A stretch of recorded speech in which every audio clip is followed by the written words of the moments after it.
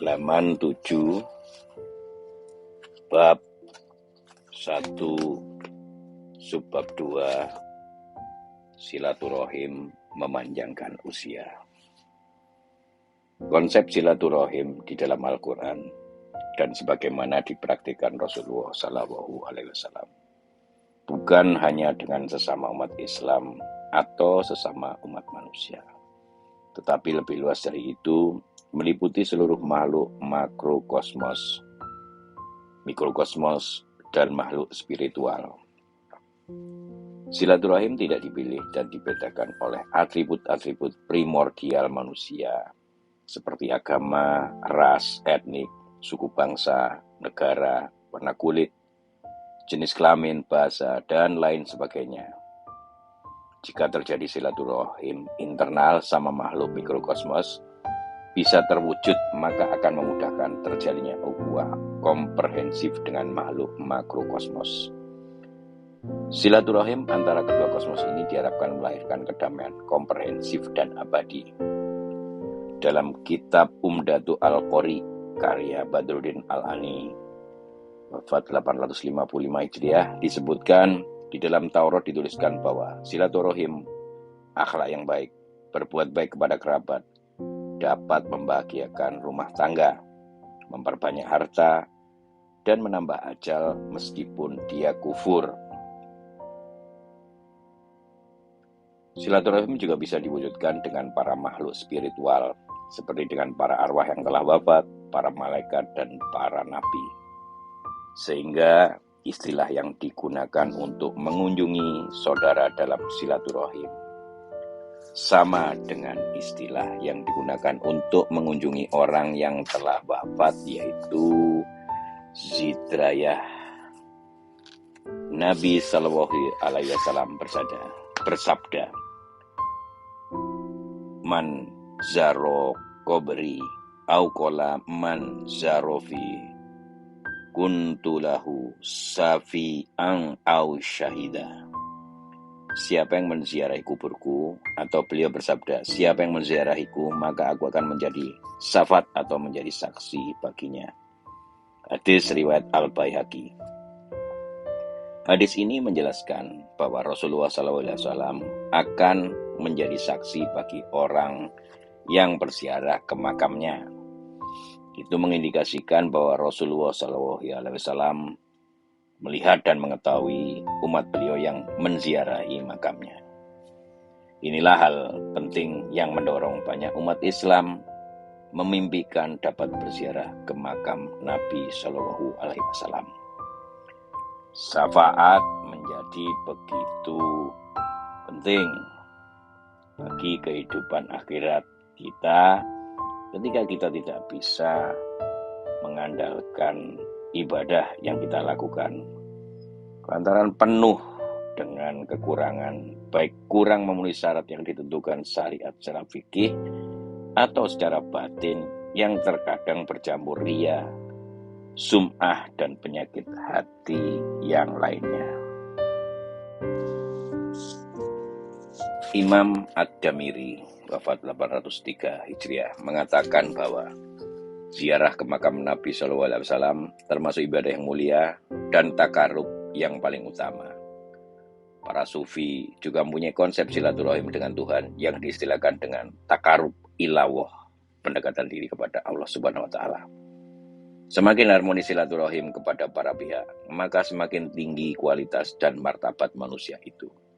Semakin buruk silaturahim itu, maka semakin buruk pula kualitas dan martabat hidup manusia itu. Demikian dalam makna silaturahim ini, maka Nabi Shallallahu Alaihi Wasallam pernah bersabda, ar-rahimu mu'allaqahu bil arisi taqawla man wasolani wasolahu wa man fato'ani fato'awahu. Kasih sayang itu tergantung di langit arasi. Lalu ia berkata, barang siapa yang menjalin hubungan denganku, maka akan dihubungkan dirinya dengan Allah. Sebaliknya, barang siapa yang memutus silaturahim terhadapku, maka Allah pun akan memutus hubungan dengannya. Hadis riwayat Muslim. Rahim yang dimaksud dalam hadis ini lebih dekat kepada rahim makrokosmos, rahim yang menyatukan seluruh hubungan kerahiman makhluk. Rahim makrokosmos ini dalam istilah sufi disebut juga dengan al-haqiqah al-muhammadiyah, atau juga disebut dengan al-ruh al-muhammadi. Ia merupakan inti alam semesta, atau menurut Syekh Abdul Qadir Al-Jailani dalam Sirul Asror diistilahkan dengan khulasatul akwan. Ini merupakan rahasia di balik sabda Nabi sallallahu alaihi wasallam, "Anna minallahi wal mu'minuna minni." Aku dari Allah dan orang-orang mukmin dariku.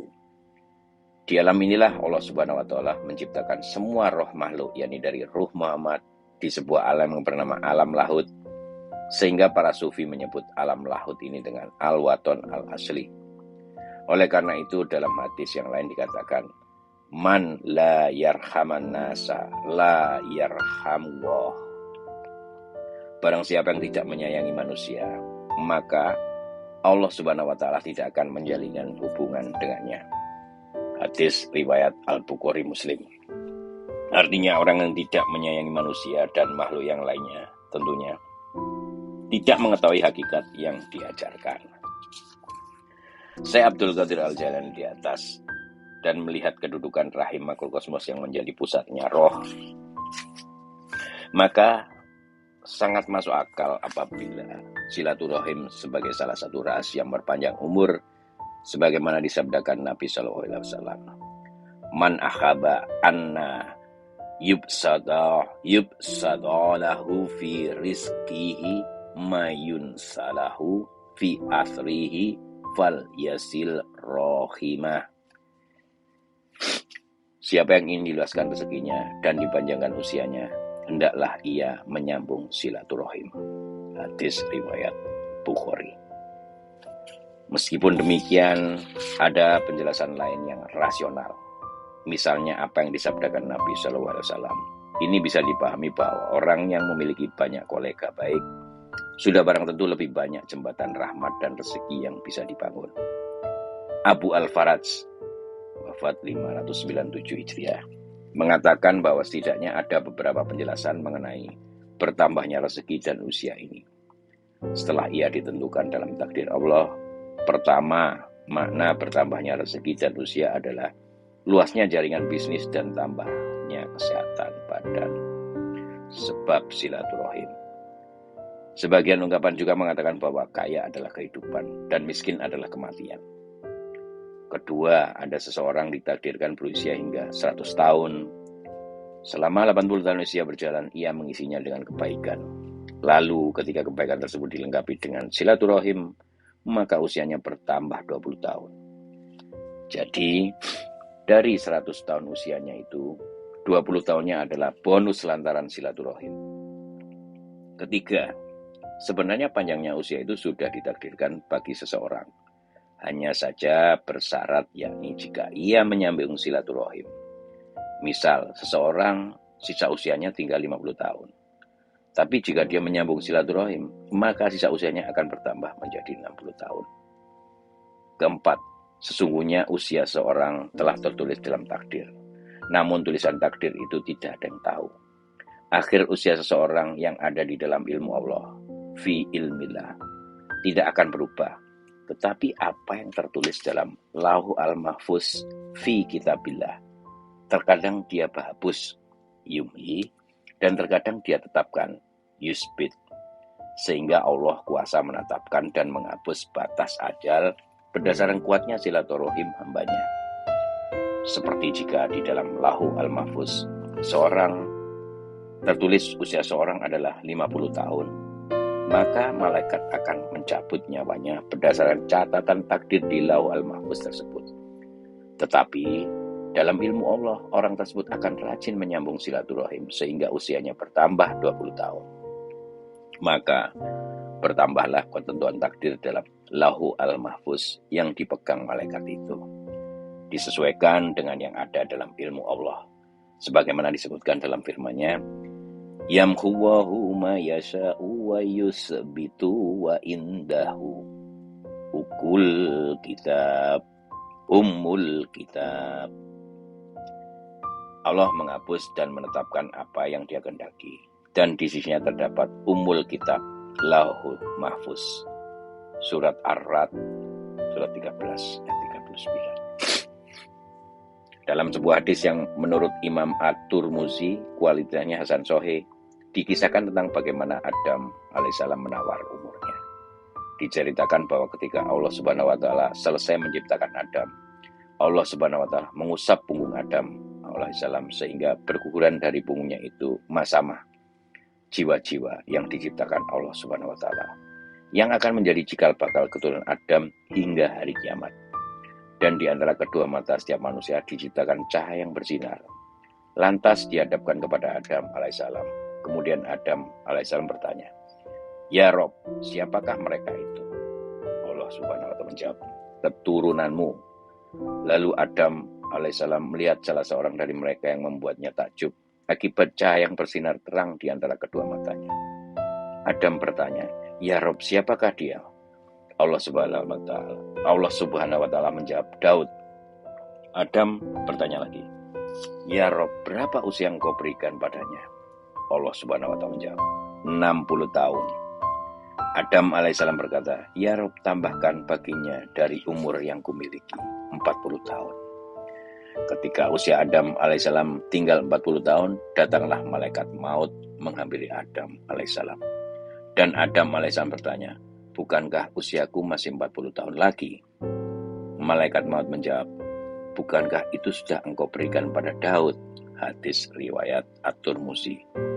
Terkait pertambahan usia ini, dalam sebuah riwayat yang dikutip Ibnu Katsir dalam kitab Jami' al-Masanid wa As-Sunan, bahwa Imam At-Tabarani wafat 360 Hijriah meriwayatkan sebuah hadis yang panjang mengisahkan ketakjuban Nabi Shallallahu Alaihi Wasallam. Di antaranya beliau bersabda, "Wa ra'aitu wajulan min ummati ja'uhu malakul mauti liyaqbidaruha faja'ahu biruhu biwalidaihi faruddahu anhu." Dan aku melihat seorang dari umatku yang didatangi malaikat maut untuk mencabut nyawanya, maka datanglah amal birrul walidin orang tersebut, sehingga menghalangi malaikat maut dari mencabut nyawanya. Kelima, tambahnya rezeki dan usia adalah dengan bertambahnya keberkahan di dalamnya. Sehingga seseorang diberi taufik untuk mengisi usianya dengan kebaikan.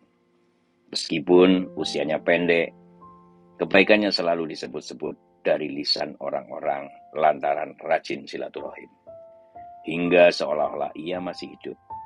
Sedangkan yang usianya panjang justru tidak memiliki jejak kebaikan yang layak dikenang oleh orang-orang yang masih hidup, sebab gemar memutus tali silaturahim.